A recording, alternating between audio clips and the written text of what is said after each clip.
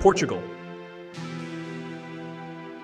Known for its golden beaches, cobblestone streets, and a pace of life that's more sip slowly than grab and go. But what's it really like to live here, beyond the Instagram-worthy sunsets and sardine festivals? Today, we'll uncover the real Portugal, from its unique way of doing things to a few surprises even the most well-traveled might not know.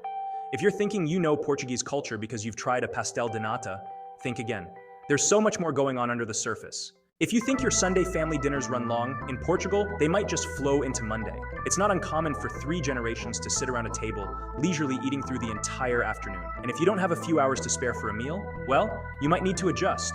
Here, meals aren't just about eating, they're a slow celebration of life. And while most people know about Portugal's famous fado music, the heart-wrenching, soulful ballads that tug at the deepest corners of your emotions, you might not realize just how central it is to everyday life.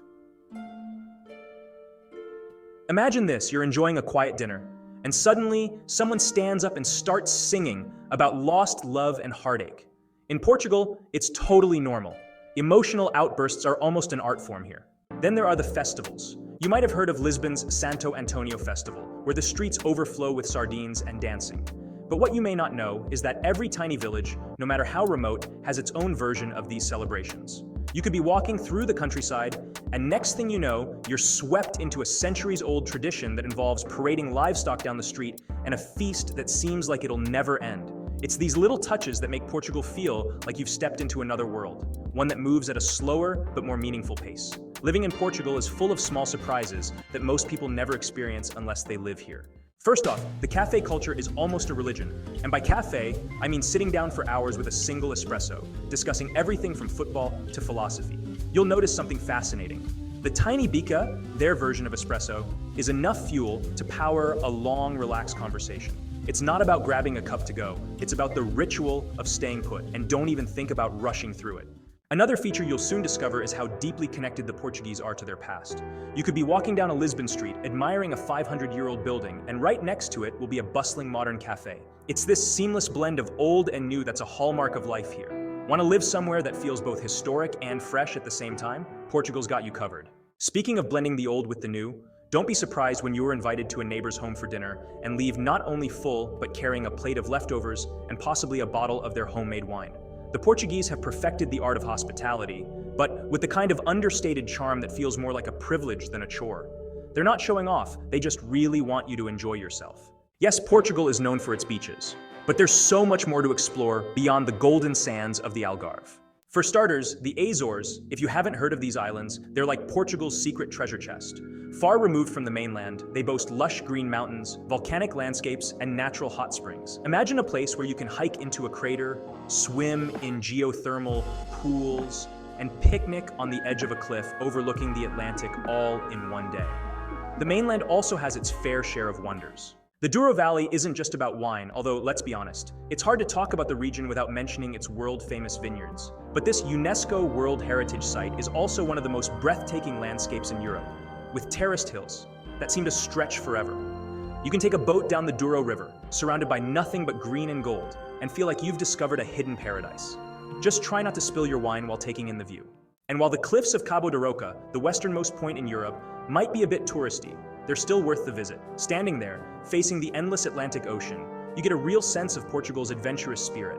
After all, this is the country that sent explorers to the far reaches of the globe. No wonder they picked such a dramatic spot to watch the horizon.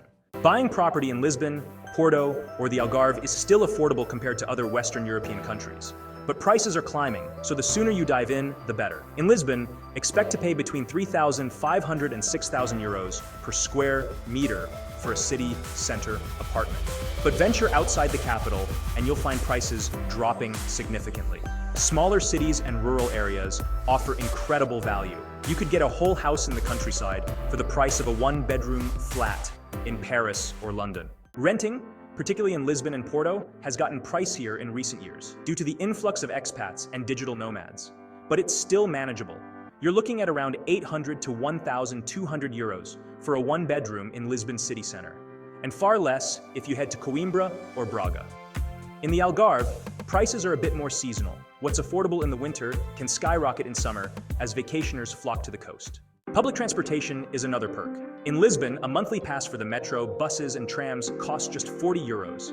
But one hidden secret most visitors don't know, in Porto, they have this amazing vintage tram system that makes you feel like you've stepped into a movie from the 1930s. For just a few euros, you can hop on and enjoy a scenic ride that feels like pure nostalgia. Portugal's tax system might sound dry, but there's a reason why so many expats are moving here. The non-habitual resident (NHR) scheme. This program allows foreigners to benefit from reduced tax rates for up to 10 years.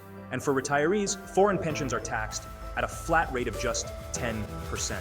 For everyone else, Portugal has a progressive income tax system, with rates starting at 14.5% and going up to 48% for higher earners. While these numbers might seem high, when you factor in Portugal's public healthcare and overall quality of life, most people find it's worth the investment. Living in Portugal is an experience that's equal parts adventure, tradition, and a laid-back Mediterranean lifestyle. Whether you're exploring the cobbled streets of Porto, enjoying the serene beauty of the Douro Valley, or simply sitting in a cafe watching the world go by, Portugal offers something rare. A country where time moves slower, but life feels richer. From the stunning natural landscapes to the deep-rooted culture and affordable living, it's no wonder so many people are packing their bags and making Portugal home. Ready to live like the Portuguese? Just be prepared for long meals, strong coffee, and a life that's rich in every sense of the word. Thank you for watching, and as always, see you in the next adventure.